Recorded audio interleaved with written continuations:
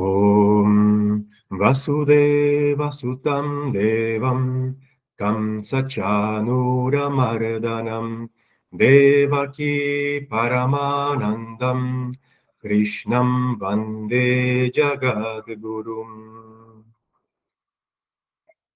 Como les estaba diciendo, este mantra que acabo de recitar es el mantra que normalmente se recita cuando estudiamos al Bhagavad Gita y también al famoso Purana, el Srimad Bhagavatam o el Bhagavata Purana, que tiene una gran porción de ese Purana, habla de las enseñanzas y de la vida de Krishna. La traducción es así: ofrezco mis reverencias a Shri Krishna, hijo de Vasudeva, destructor de Kamsa y Chanura, suprema dicha de Devaki, Devaki Paramanandam, y maestro del universo.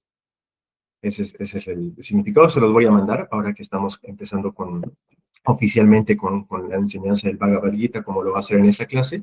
Les voy a mandar por el chat de WhatsApp para que igual ustedes lo puedan tener y cuando lo recite que ustedes igual lo puedan recitar. Ok. Estoy muy emocionado porque ahora vamos a empezar con el Bhagavad Gita, con las enseñanzas del mismo texto del Bhagavad Gita. A aquellos que estaban antes de la hora en punto para empezar la clase, les estaba mostrando este Bhagavad Gita que va a ser la fuente principal de la enseñanza. Nos vamos a basar mucho en los comentarios y en las enseñanzas que tiene este Bhagavad Gita.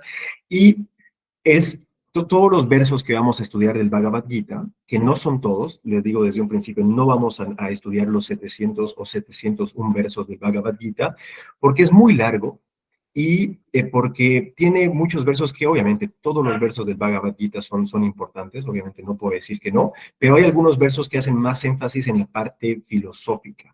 Entonces voy a hacer énfasis principalmente en eso y vamos a estudiar algunos de los versos selectos que yo considere más importantes, pero obviamente igual les recomiendo que paralelamente vean de tener algún guita o algún PDF que puedan encontrar en internet con las recomendaciones que les mandé para que puedan estudiar todos los versos y si obviamente tienen alguna duda o consulta con algunos de los versos no comentados, lo podemos ver sin ningún problema. Ok, entonces, antes de empezar directamente con los versos del Bhagavad Gita, vamos a hablar un poco, igual va a ser como una clase algo introductoria, porque vamos a entender el contexto del Bhagavad Gita. ¿Qué es lo que está pasando en el Bhagavad Gita? Como en la clase introductoria les comenté, el Bhagavad Gita es un moksha shastra, es una escritura que tiene la capacidad de liberar al aspirante espiritual quien lo estudie. Es un texto que tiene 700 o 701 versos y tiene 18 capítulos. Es un texto que se encuentra en una parte de la gran épica considerada el Mahabharata. El Mahabharata cuenta una historia o muchas historias muy importantes, pero la historia principal es sobre una guerra, una terrible guerra entre, se arman dos bandos, dos lados. Lo podríamos llamar el lado de los buenos, para ser muy genéricos, donde está obviamente Krishna, donde están los hermanos Pándava. Los hermanos Pándava son los 5 hermanos principales de la historia, y ellos son personas muy nobles, muy buenas, muy honestas, hacen todo lo posible para cumplir con lo que les corresponde hacer sin dañar a otras personas. Y por otra parte, y obviamente tienen un ejército muy poderoso por detrás y personas, guerreros muy buenos, pero por otra parte, en el lado opuesto, tenemos acá es donde se pone un poco compleja la situación. Uno podría decir como que, del lado opuesto, con quienes se enfrentan los hermanos Pándava y el mismísimo Shri Krishna, tienen que ser los malos, ¿no? Y la respuesta es sí y un poco que no. Sí, claro, los principales villanos del Mahabharata se encuentran en el lado opuesto, pero acá también entra un poco lo que es el conflicto de Arjuna, que lo vamos a ir estudiando, principalmente en el primer capítulo, en el que no solamente se encuentran en el bando opuesto los malos, las personas que quieren ganar para su propio beneficio egoísta, como por ejemplo, ya les menciono este nombre, el villano principal es Duryodhana. Duryodhana, él es como que el primo de los hermanos Pándava, y él les tiene mucha envidia y celos porque los hermanos Pándava, en términos generales, siempre fueron mejores que Duryodhana y que sus 100 hermanos. Ellos convivían juntos a partir de cierta edad y cuando iban al colegio, cuando aprendían, por ejemplo, a lanzar las flechas con el arco o a pelear en combate con espadas o el mismo conocimiento intelectual, los hermanos Pándava en general siempre eran mejores que los otros hermanos, que los primos opuestos. Entonces, Duryodhana, junto a sus hermanos, en muchas ocasiones intenta hacerles daño, los intenta matar, intenta hacer todo. ¿Para qué? Para que estos primos, los dos son legítimos para poder ser herederos al trono. Como muchas veces hemos visto en diferentes series de televisión o novelas, podemos darnos cuenta que el deseo del poder es el daño, el enemigo principal. Entonces, eh, estos primos, los malos, Duryodhana y sus hermanos, intentan de muchas maneras matar a estos hermanos Pándava. ¿Por qué? Porque si es que la cosa sigue como está planificado, todo apunta a que los hermanos Pándava van a ser los reyes. Principalmente son nombres un poco complejos y no son tan importantes para la parte filosófica, entonces no los quiero complicar mucho con los nombres, pero bueno, el hermano mayor de los hermanos Pándava es Yudhishthira. Yudhishthira es como que el hermano mayor, es considerado el más correcto, el más honesto, el más justo, y todo apunta que si las cosas salen como están planificando para que salgan, él va a ser el siguiente rey. Pero Duryodhana no quiere eso. Entonces, bueno, de ahí entra mucho conflicto, hay muchas cosas que pasan de por medio que no vamos a entrar en detalles, pero llega un punto en el que eh, los hermanos Pándava están pidiendo el reinado que les corresponde. ¿Qué es lo que pasa de por medio? Llega un punto en el que se decide que el reinado súper grande que les pertenecía a esa familia, a esa dinastía, lo dividen en dos, ¿ok? Entonces, el reinado es dividido, una parte del reinado se va para los hermanos Pándava y los otros es para la otra parte es para Duryodhana y los demás hermanos. Llega un punto que Yudhishthira y los hermanos Pándava, por temas que no vamos a entrar, pierden ese reinado y se quedan sin nada. Pero llega un momento en el que les corresponde pedir su reinado de vuelta. Pero Duryodhana no está en lo más mínimo dispuesto a ceder para que no le den ni un pedazo, ni un metro cuadrado de territorio a los hermanos Pándava. Y ahí es donde se empieza a hablar de guerra. Entonces, por ejemplo, ahí Krishna cumple un rol muy importante y empezamos, esto todavía no es el Bhagavad Gita, es el Mahabharata. Shri Krishna entra ahí como mensajero de paz y va a visitar a Duryodhana y a las personas y a las demás personas del reinado para decirle, mira, queremos paz. Lo último que queremos es guerra, no queremos pelear en la guerra por algo así, simplemente denos nuestro reinado de vuelta. Y dicen no. Duryodhana dice no. Entonces, y llegan a un acuerdo. Le dice, ok, no nos den nuestro reinado de vuelta. Ojo, Krishna acá es el principal buscador de la paz. Y les dice, ok, entonces no nos den todo nuestro reinado, simplemente les pedimos 5 pueblos, porque ellos eran 5 hermanos. 5 pueblos y con eso, 5 pueblos pequeños y con eso estamos tranquilos. Pero Duryodhana, teniéndoles tanto odio, tanta envidia y sintiéndose en una posición de tanto poder, no está dispuesto en lo más mínimo. ¿Ok? Entonces ahí es donde nace la guerra. Cuando no hay un acuerdo por el tema del territorio, legalmente, justamente, dármicamente, a los hermanos Pándava les corresponde ese reinado, no quieren ceder los del bando malo, entonces ahí empieza la guerra. Entonces, un personaje muy importante que también es parte del Bhagavad Gita es el papá de Duryodhana. ¿Ok? El papá de Duryodhana se llama Dhritarashtra. Es un nombre igual muy complejo, no se preocupen por estos nombres, no son importantes para la parte filosófica. Dhritarashtra es el rey ciego, es el papá de Duryodhana. ¿Y qué es lo que pasa? Él fue ciego toda su vida desde que nació. Entonces, su hermano, Pandu, era su hermano menor. Y cuando estaban creciendo, llegó un momento en el que tenían que definir quién iba a ser el rey y no lo eligieron a Dhritarashtra, a pesar de ser el mayor, por su incapacidad de no poder ver. Entonces, ¿cómo un rey va a defender a su reinado si ni siquiera puede ver? Lo eligieron a su hermano mayor, Pandu. La cosa es que el hermano mayor, Pandu, fue rey, pero llegó un punto en el que murió. Entonces, los hermanos Pándava y con los hijos de Dhritarashtra, Duryodhana entre ellos, estaban en el mismo reinado y eran jóvenes, tenían más o menos la misma edad. Aprendían juntos, competían juntos, jugaban juntos, pero siempre había animosidad. Entonces, todo esto culminó en que Dhritarashtra, el rey ciego, le tenía tanto amor a su hijo Duryodhana, sabiendo que su hijo era un loco malo, que solamente pensaba en su propio beneficio, que no lo ponía en su lugar y le aceptaba todo lo que él decía, ¿ok? Entonces es así como se forma esta guerra. Una historia más les quiero contar que no es 100% relacionada a la parte filosófica, previo al contexto del Bhagavad Gita, que es una historia muy bonita, que tiene que ver con Arjuna, el personaje principal, obviamente sin contar con Krishna del Bhagavad Gita, con Duryodhana, el primo de Arjuna, y con Krishna, que cómo entra Krishna en esta ecuación de esta familia y los primos y demás. Krishna también es primo de ellos. No vamos a entrar en todo el árbol familiar, eso puede ser interesante, lo podemos charlar algún día si alguno está interesado, pero no para esta parte filosófica. Entonces, Krishna es primo tanto de Duryodhana como de los hermanos Pándava, entre ellos Arjuna. Entonces ya se está formando la guerra. Todos están hablando de quién va a ganar, qué reinado va a unirse a qué reinado para la guerra y demás. Entonces, Krishna era el rey de un gran reinado de Mathura. Entonces quieren pedir, obviamente los hermanos Pándava, entre ellos principalmente Arjuna, lo admiran y lo aman mucho a Krishna. En esa época, Krishna no era visto como una encarnación divina, no era, al menos solamente por muy pocos. Muy pocas personas lo habían reconocido a Krishna como un avatar, como una encarnación divina. Las demás personas lo veían con diferentes ojos. Algunos lo veían como un gran rey, otros lo veían como una persona sumamente noble y capaz y avanzada.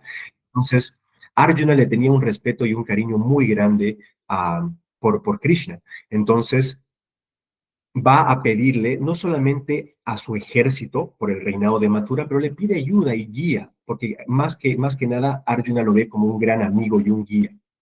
Pero también Duryodhana va en busca de la ayuda de Krishna, porque al final Krishna también es primo de Duryodhana. Entonces, ambos llegan.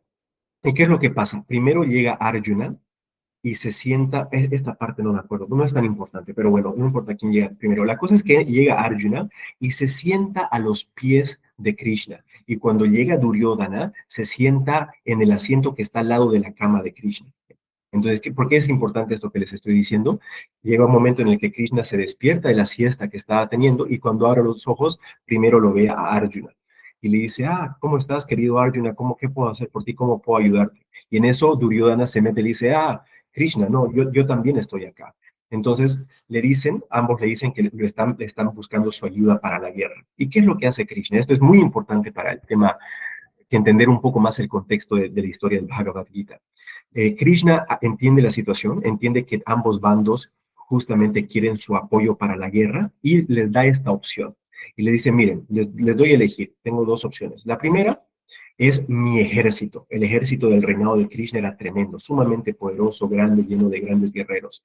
Les ofrezco todo mi ejército. Y por otra parte, le dice, me ofrezco simplemente yo, sin ningún arma y sin pelear en la guerra. Yo estaría ahí como para guiarlos. No pelearía en la guerra, solamente estaría allí. Entonces, Duryodhana, ¿qué es lo que pasa?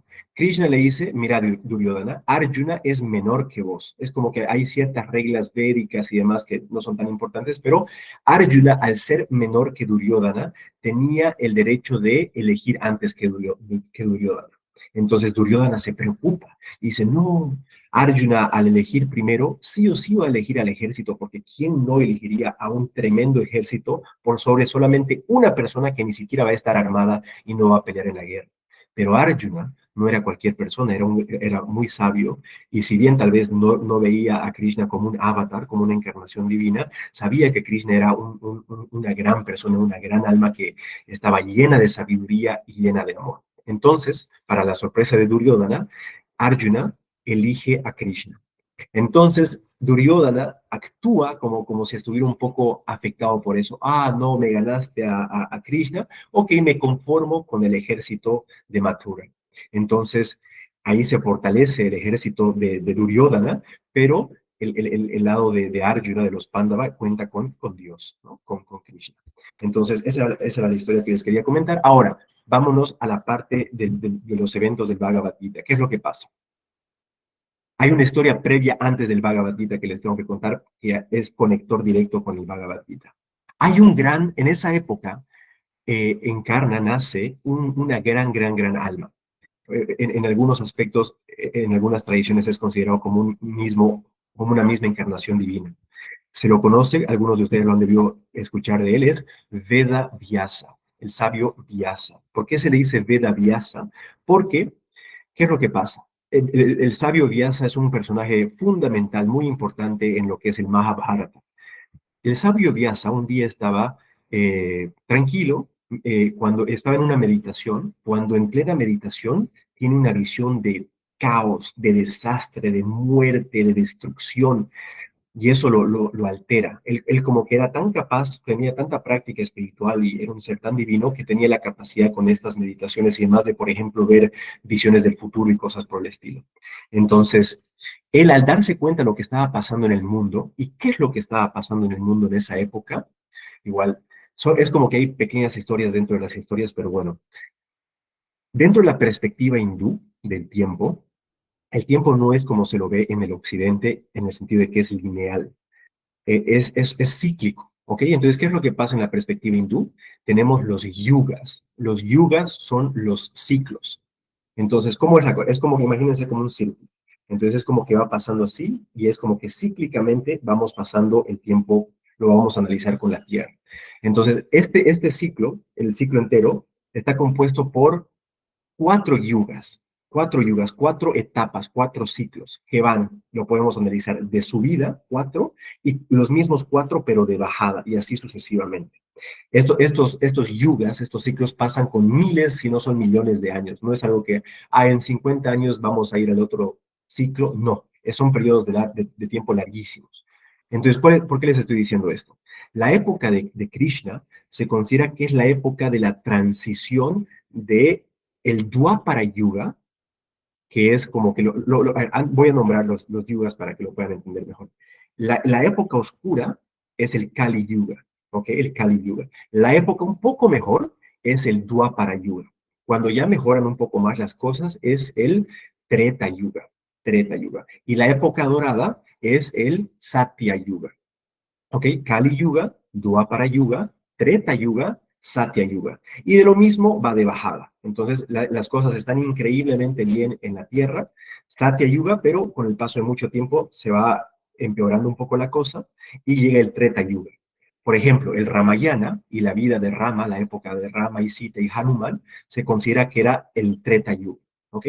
Entonces, de ahí vamos bajando al Dwapara Yuga y hay como que un punto de quiebre, de inflexión entre el Dwapara Yuga y el Kali Yuga. Y justamente se considera que todo el Mahabharata, la vida de Krishna y toda esta guerra y historia del Bhagavad Gita ocurre justamente en lo que estaba pasando ese cambio del Dwapara Yuga al Kali Yuga. ¿Ok? Entonces, ¿por qué les digo esto? Volvemos al gran sabio Vyasa, Veda Vyasa. Veda Vyasa, al tener tanta capacidad espiritual, se da cuenta de que esto está pasando. Entonces dice, ok, en este nuevo Kali Yuga, las personas no van a tener las mismas capacidades de que las personas tienen acá en el Dwapara Yuga.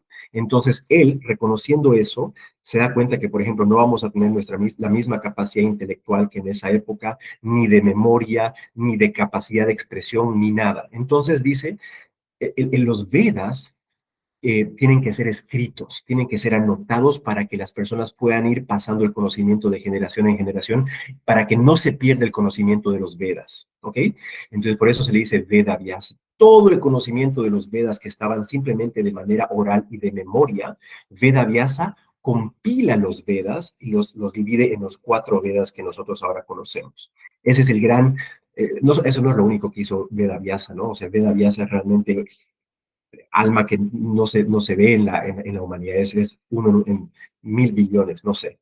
Entonces, él divide todos los Vedas en el Rig Veda, Sama Veda, Yajurveda y Yajurveda, estoy olvidando uno, pero bueno, no perdamos tiempo ahí. Los divide en los cuatro Vedas.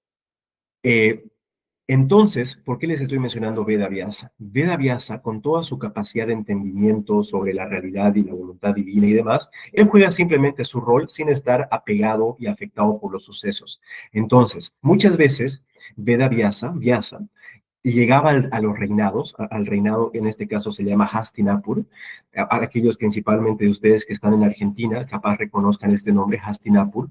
Hay una editorial, si no me equivoco, es de libros espirituales que se llama la editorial Hastinapur, Hastinapura, que viene justamente de este gran reinado. Entonces, el sabio Vyasa llega y ¿qué es lo que pasa? Está por empezar la guerra, ya se formaron los dos bandos y el sabio Vyasa llega al reinado donde está el rey ciego, Dhritarashtra, y le dice, ok, he venido para poder darte televisión, visión divina.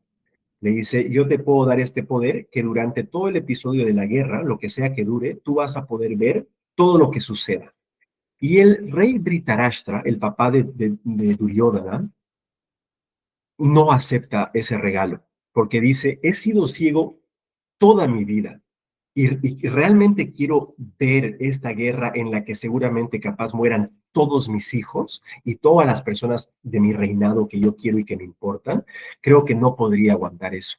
Entonces rechaza el regalo de Vyasa de poder ver por visión divina todo lo que iba a suceder, pero el rey Dhritarashtra tenía un sirviente, un trabajador, que era muy avanzado y que era su chofer de carruaje y lo ayudaba en mucho, le daba consejos y demás. Y justamente él se llama Sanjaya, ¿ok? Sanjaya es el trabajador de Dhritarashtra, que si no me equivoco esta parte también era como que discípulo de Vyasa, le pedía consejos y demás. Es ahí que el rey Dhritarashtra le dice a Vyasa, entrégale el regalo de la televisión, de la visión, a Sanjaya. Sanjaya va a poder ver todo lo que sucede en la guerra y me va a ir contando aquello que yo le pregunte. Y tal cual.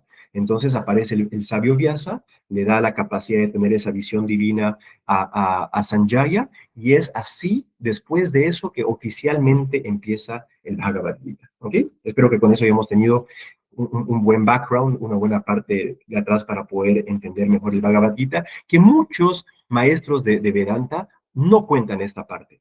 Es como que se van directamente a la parte filosófica, que está bien, lo entiendo, ¿no? O sea, no estamos tanto acá como para entretenernos con historias lindas y bonitas, estamos como para intentar llegar al objetivo supremo, pero esto también lo endulza, lo hace un poco más, nos entendemos un poco mejor a Arjuna, por qué Krishna siendo considerado avatar, Dios encarnado en la tierra, por qué es su chofer de carruaje.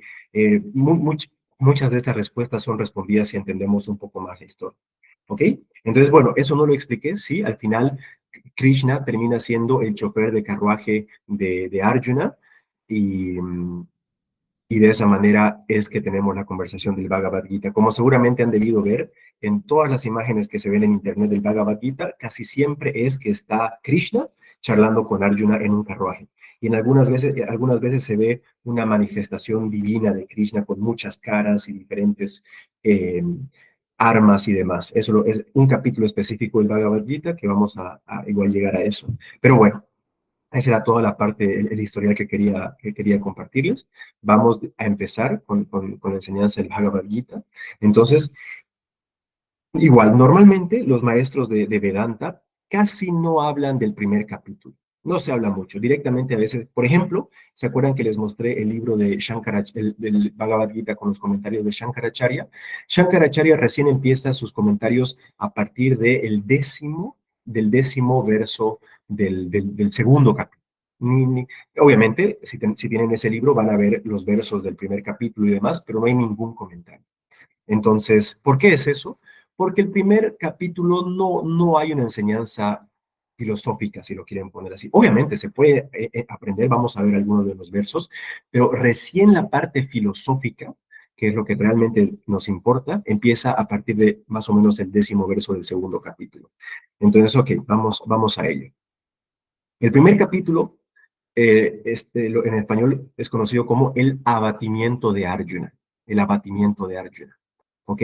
Entonces, justamente lo que yo les decía, la parte introductoria es que aparece Vyasa, le entrega el poder de la visión a Sanjaya, y ahora sí, el primer verso de los 700 que hay del Bhagavad Gita es, eh, es justamente Dhritarashtra, el rey ciego, que le está hablando a Sanjaya. Y dice lo siguiente, reunidos juntos en Kurukshetra.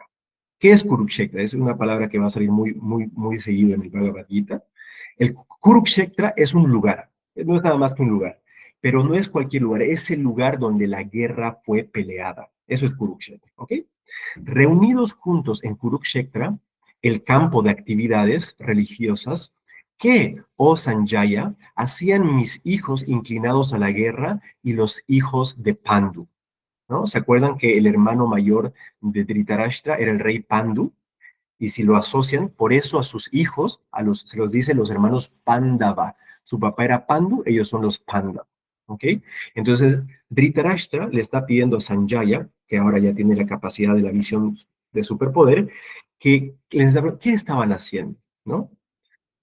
Entonces, no vamos a analizar todos estos versos iniciales, pero les describo, les guío más o menos de qué se trata. Sanjaya le va describiendo a Dhritarashtra, al rey, sobre qué es lo que está pasando con respecto a su hijo mayor, Duryodhana. ¿Qué es lo que pasa? Duryodhana se pone a hablar con un personaje muy importante del Mahabharata, tal vez el mejor guerrero de esa época, Bhishma, Bhishma que es como que lo vamos a entender de manera simple como el abuelo, como una especie de abuelo para los primos, tanto para los hermanos Pándava como para Duryodhana.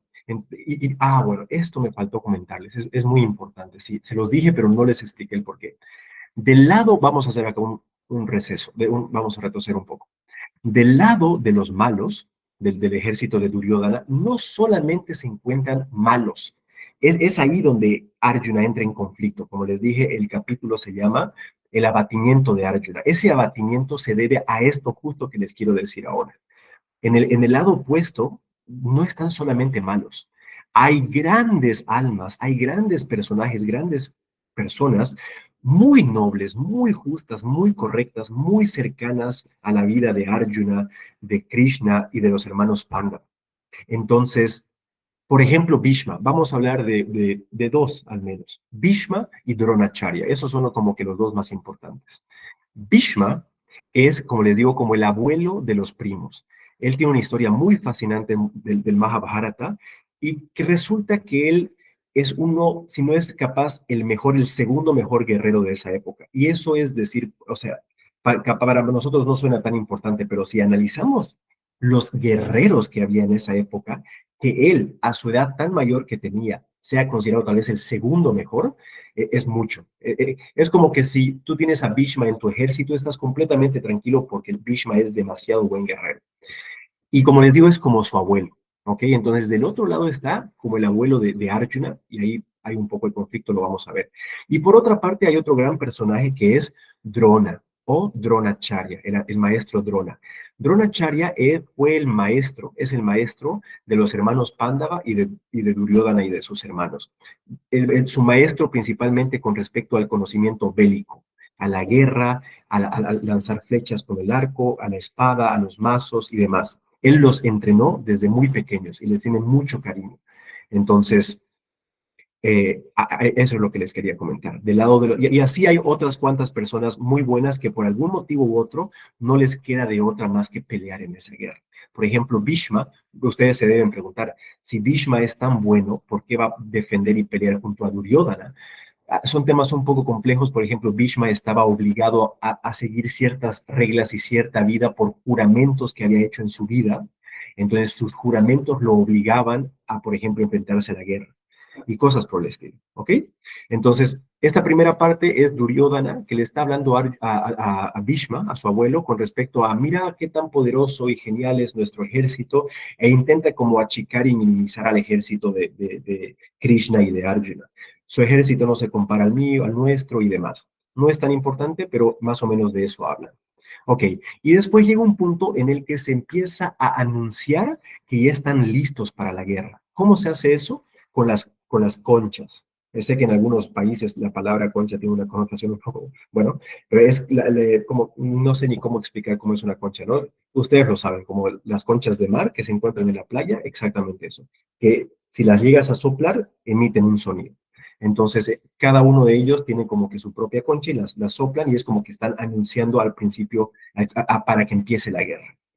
Después llega ya los primeros versos un poco más importantes del capítulo 1, que son el versos el 21 y el 22, en el que Arjuna empieza a hablar. Y Arjuna le habla, le dice a Krishna, le dice, mueve mi carruaje, oh Achyuta.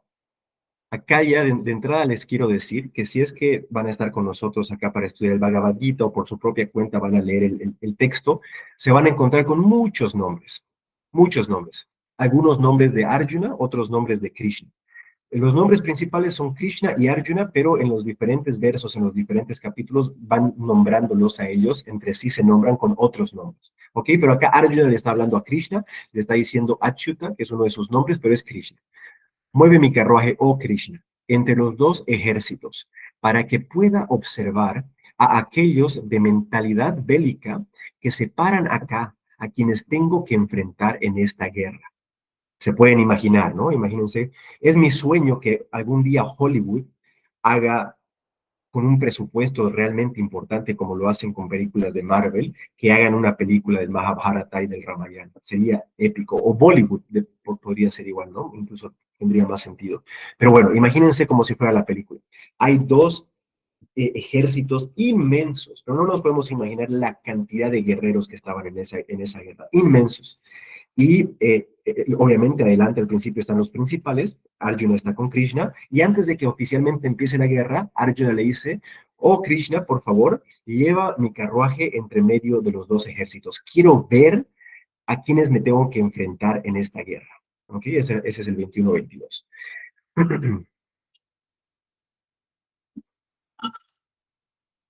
Continúa Arjuna, dice, deseo ver a aquellos que están acá para pelear con la intención de complacer con respecto al combate al malvado hijo de Dhritarashtra. Quiere ver a aquellas personas, a todos los guerreros que quieren complacer a ese caprichoso príncipe Duryodhana, al hijo de Dhritarashtra. Es como que si se dan cuenta en estos versos, Arjuna todavía está con confianza, con pelea, más bien quiere ir a verlos como para medirlos, para ver a quiénes tiene que matar. Entonces, hasta ahí, todo normal. Después Krishna obviamente le hace caso, dirige el carruaje entre medio de los dos ejércitos para que Arjuna pueda ver directamente a quién es que se va a enfrentar en la guerra. ¿Y qué es lo que pasa? Para empezar, como les dije, ¿no? En estas guerras, principalmente los que están como que más adelante son aquellos que son más capaces, no sé, los que lideran, y muchos de ellos son personas muy cercanas a Arjuna, personas con las que él ha crecido, con los que se ha criado, con los que ha jugado, de los quienes ha aprendido. ¿Ok? Entonces, nos vamos a ir al verso 26, que dice, estando parado ahí, Partha es uno de los nombres de Arjuna, estando parado ahí, Arjuna observó en ambos ejércitos a sus tíos paternos, a sus abuelos, maestros, tíos maternos, primos, hijos, abuelos, camaradas, suegros y benefactores. Ahí empieza a cambiar la situación, ¿no? Es una cosa estar en una guerra y ver a puras personas desconocidas, gente que no sabemos, que van a venir a conquistar a nuestro territorio, a matar a nuestros seres queridos, con muchas ganas. Si somos guerreros, con muchas ganas vamos a ir a pelear y matar a esas personas. Pero ¿qué pasa si del otro lado están tus tíos, tus primos, tus maestros, tus abuelos, personas que has visto desde tu niñez crecer y evolucionar como personas? Ahí hasta incluso a Arjuna, que es considerado de los mejores guerreros de la época, ya lo mueve un poco, ¿no? Entonces, ve a esas personas. Nos vamos al verso 27. Él, el hijo de Kunti, el hijo de Kunti es Arjuna. Kunti es el nombre de la mamá de los hermanos Pándava. El hijo de Kunti, es decir, Arjuna, viendo a aquellos parientes posicionados para la guerra, habló de esta manera con tristeza, lleno de compasión asfixiante, ¿no? Entonces, como les digo, reconoce, se da cuenta de realmente qué es lo que va a pasar, que no es simplemente matar a un enemigo, es matar a tus seres queridos, a personas que conoces por años de años, con las que has aprendido, crecido, etcétera. Entonces ya le entra esa tristeza y es ahí que empieza a hablar de esta manera. Dice, nos vamos al verso 28. Al ver a mis parientes reunidos acá, motivados por la guerra, oh Krishna, mis extremidades me fallan y mi boca se seca. Arjuna continúa. Mi cuerpo tiembla y mi cabello se pone de punta. Mi arco Gandiva, es decir, su bow, ¿no? Su arco con el que tira flechas, mi arco Gandiva se resbala de mi mano y mi piel me quema por todas partes. Arjuna continúa. No puedo pararme. Mi mente está dando muchas vueltas. Oh Keshava, es un nombre de Krishna. Oh Krishna, veo omens adversos por todas partes. Los omens adversos, ¿no? Pueden ser como que tal vez cuervos negros o que hay algo de vidrio cae y se rompe, ese tipo de omens. Distingue que hay omens negativos, adversos. Arjuna continúa. No veo ningún bien que pueda salir de esta matanza de parientes en batalla. Oh Krishna, no deseo ni victoria, ni por imperio, ni siquiera por placeres. Ahí le empieza a hablar a Krishna, se empieza a dar cuenta la realidad del contexto que se tiene, de lo que tiene que pasar de la guerra, y es como que empieza a decir, a explicar por qué él no quiere ser parte de eso. Dice, no quiere victoria, no quiere el imperio, no le importa recuperar o no el reino, el reinado que les realmente pertenece a ellos, ni siquiera por placeres. Porque es lo que pasa en una guerra normalmente, de ese estilo. Un ejército vence el otro ejército y se gana el territorio que era de ese ejército. Y con eso viene oro, viene comida, viene riquezas, entonces se disfruta de todo aquello que los oponentes han perdido. Pero él dice, no quiero nada de eso. Arjuna continúa. ¿De qué nos sirve el reinado o el goce o incluso la vida, oh Govinda? Govinda, uno de los nombres más conocidos de Krishna, que eso le relaciona más a la época cuando era un pastor en Vrindavan, ¿no? La época, eso aprendemos en el libro, el Srimad Bhagavatam, Govinda. Continúa Arjuna. Aquellos por quienes buscamos tener el reinado, los disfrutes y los placeres están acá parados en batalla, apostando la vida y su propiedad. Acá da un punto muy válido, ¿no? Los guerreros, que es su deber como guerreros enfrentar a la guerra y vencer a sus enemigos, normalmente hacen eso muy motivados con que yo voy a vencer, voy a lograr ganar esta guerra y todos los placeres y goces los voy a poder compartir con mis familiares, con mis amigos, con mis primos, con mis parientes, con mis conocidos, con mi propia ciudad o pueblo. Es como que hay esa idea de disfrutar con esas personas. Pero acá Arjuna se da cuenta que si es que gana la guerra, no va a haber con quién disfrutar porque todas aquellas personas o la mayoría van a estar muertas, ¿no? Muy fuerte.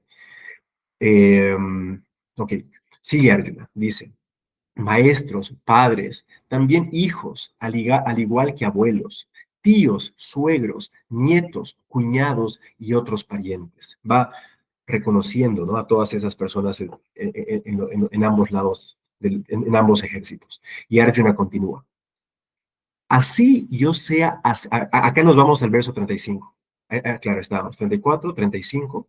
Así yo sea asesinado por ellos, yo no, oh Madhusudana, uno de los nombres de Krishna, yo no, oh Krishna, buscaría matarlos, ni por querer lograr el dominio sobre los tres mundos, menos aún solo por la tierra. En la perspectiva hindú muchas veces se habla de los tres mundos, tres diferentes como que reinados, diferentes planos, la tierra siendo uno de ellos. Él dice, ni siquiera así, si es que yo gane estos tres, ni siquiera si es que yo ganara esta guerra, si es que yo podría ser el líder de estos tres mundos, ni siquiera si yo quisiera pelear, menos tan solo por conquistar la tierra. Como que haciendo énfasis, ¿no? Sí, sigue su mensaje de que no quiere pelear. Y continúa en el 36. ¿Qué deleite podemos derivar, oh Janardana, que es otro nombre de Krishna? ¿Qué deleite podemos derivar, oh Krishna, al acabar con estos hijos de Dhritarashtra? Haciendo referencia a sus 101 primos. Solo nos acumularemos pecado al matar a estos sujetos. Y acá entra un punto muy importante, especialmente para los occidentes. Puede que muchos de estos puntos que va dando Arjuna tengan sentido para nosotros y que digamos, mejor evitar pelear y yo no hago lo que me corresponde y prefiero yo morir. E incluso dice que mejor que no se acumulen el pecado al matar a esos sujetos. Entonces, de cierta manera es como que va poniendo estas excusas, poniendo como que ciertas palabras que pueden llegar a tener sentido. Pero justamente de ahí van a ser la enseñanza de Krishna en el segundo capítulo, que le va a responder a todo esto que está diciendo Arjuna. Entonces, así por 9 versos más, que no los vamos a comentar, Arjuna continúa poniendo puntos sobre por qué no debería enfrentarse a la guerra. Hasta que llega, esos dos son los últimos dos versos del capítulo 1.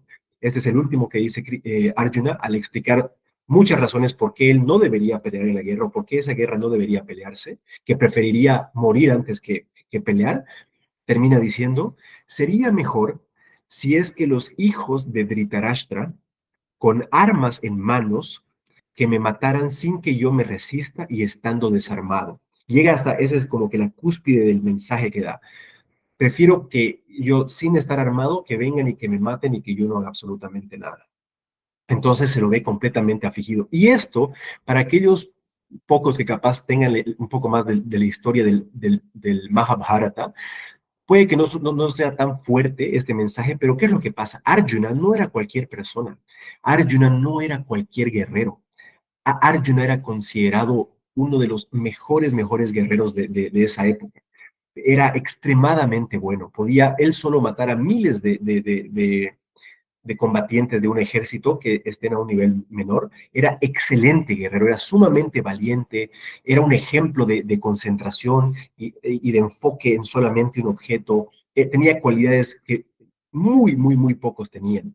Entonces, que alguien así, que no sé, a un contexto actual, imagínense como que sea un partido de fútbol, argentinos, por favor, no se enojen conmigo, es un ejemplo, y que Messi, que es Messi, diga palabras como que no vamos a poder, o Cristiano Ronaldo, que sea un partido que se enfrente contra, no sé, Portugal, España, y que digan, no, mejor, o sea, es como que esos grandes líderes que son ejemplos de grandeza, que se los vea desplomados, es como que es choqueante. Entonces, ¿por qué les digo estos ejemplos que nos puede chocar un poco, especialmente los argentinos con Messi? Porque es así el contexto de Arjuna. Arjuna era un excelente guerrero. Entonces está desplomado por justamente esto, ¿ok? Y finalizamos el capítulo 1 con Sanjaya. Finaliza diciendo, Sanjaya, recordemos que es el conductor de carruaje y trabajador para el rey Dhritarashtra, quien está con la visión divina, que está observando a larga distancia todo esto que está ocurriendo y todo lo que va a pasar en la guerra y en el Bhagavad Gita. Sanjaya dice, y diciendo esto, abrumado de sufrimiento en el campo de batalla, Arjuna se sentó en el asiento de su carruaje abandonando su arco y sus flechas.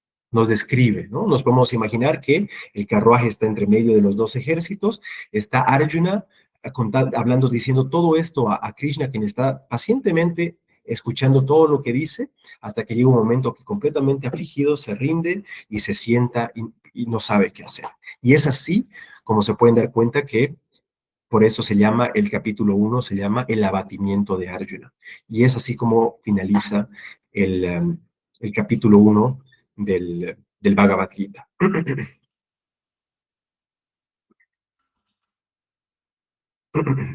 Ok, ahora, ahora se viene el capítulo 2. Es el capítulo más escuchado, más estudiado, más leído, más hablado. ¿Por qué? Para empezar, que es un capítulo largo que contiene muchas enseñanzas muy importantes y es en este capítulo en el que Shri Krishna le explica la verdad a Arjuna, la verdad con respecto a Brahman, a lo que somos, a la realidad, toda la enseñanza filosófica está compuesta, está comprimida en este capítulo 2. No me acuerdo a qué Swami, un monje, le escuché decir que toda la enseñanza que tiene para dar Krishna está todo en el capítulo 2. Todos los demás capítulos, del capítulo 3 al 18, es expandiendo, detallando las enseñanzas que Krishna ya dio en el capítulo 2 para nuestro beneficio. Arjuna es como quien nos representa y obviamente al ser expuestos a este conocimiento, a esta perspectiva de vida, nos tienen que venir lógicamente muchas preguntas. Entonces, gracias a Dios, Arjuna se le vienen muchas de estas preguntas y dudas y demás, y a lo largo de los diferentes capítulos le va preguntando esto a Krishna y es así como se expone los 18 capítulos. Entonces, lo vamos a dejar ahí el día de hoy para empezar desde cero, desde el verso uno, el capítulo 2. Como les decía, recién la enseñanza de Krishna empieza a partir del verso 10, 11, principalmente desde el 11, y bueno, entonces voy a finalizar oficialmente la clase con un mantra y de ahí tenemos espacio para comentarios, preguntas y todo lo demás. Om Shanti Shanti Shanti Hari Om Tat Sat Shri Ramakrishna Arpanamastu. Jai Ma, Jai Thakur.